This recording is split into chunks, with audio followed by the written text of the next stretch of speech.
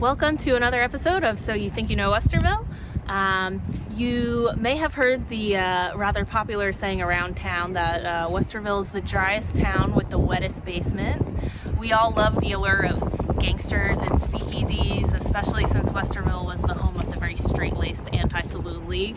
But did Westerville really have wet basements, or is it all just an urban legend? We have evidence that only one basement in town may have been wet. I'm standing in front of the home of Mary E. Lee, the town's postmistress in the 1920s, and she got on the Anti-Saloon League's bad side during Prohibition. She was very politically active, did a lot of advocacy for the Grange, and gained the attention of a lot of state and national politicians, including Warren G. Harding.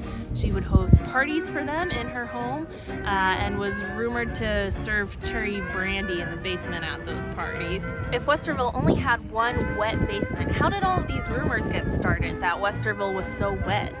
We think we can trace it back to a muckraking journalist named Walter Liggett, who wrote that, quote, "Liquor is the basis today for all underworld crime," and he dedicated himself to rooting out corruption. In the July 1930 issue of his magazine, Plain Talk, he claimed that there were over 35,000 speakeasies in Ohio, 20 of which were in Westerville.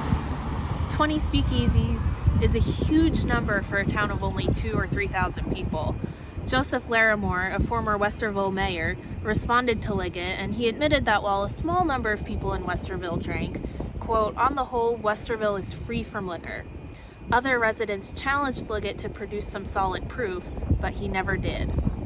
Although Liggett was correct in his assertions that organized crime was widespread in America during Prohibition, the lack of evidence suggests that his claims about Westerville are just sensationalism.